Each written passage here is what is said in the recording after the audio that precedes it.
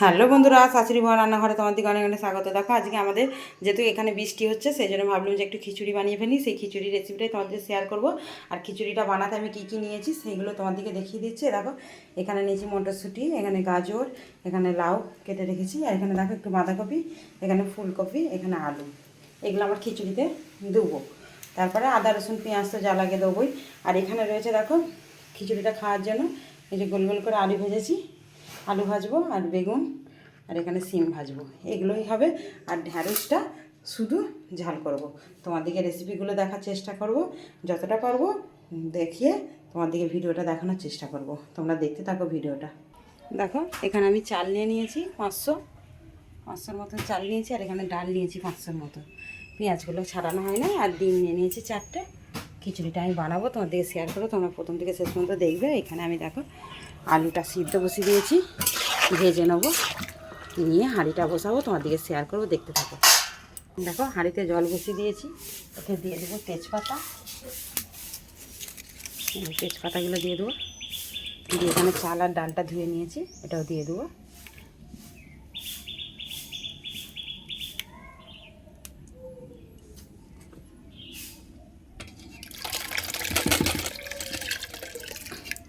তুলে দিয়ে তোমাদেরকে দেখাচ্ছি।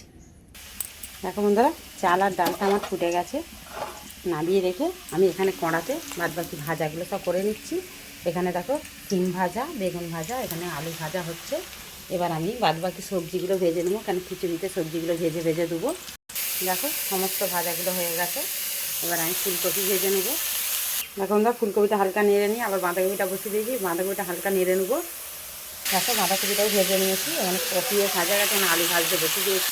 এখন আমরা এবার খিচুড়িটা খুলে আমি এক এক করে সবজিগুলো দিয়ে দেবো আলু, দিয়ে দেবো কপি,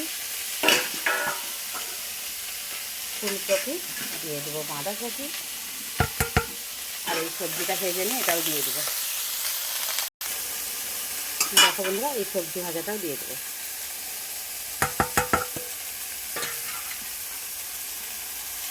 দিয়ে আমি হাঁড়িটা আবারও উনুনে বসিয়ে দেবো। দেখো কড়াতে আমি আবারও তেল দিয়েছি, এবার দিয়ে দেবো গোটা গরম মশলাগুলো। গরম মশলাটা একটু হয়ে গেলেই দিয়ে দেবো পেঁয়াজ কুচি,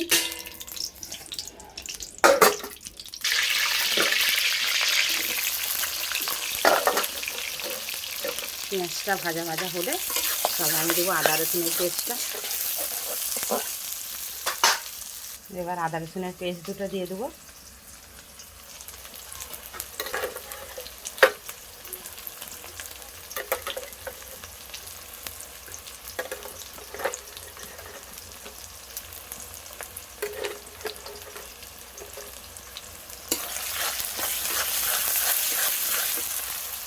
দিয়ে বাদ বাকি মশলাগুলো আমি ওকে দিয়ে দেবো।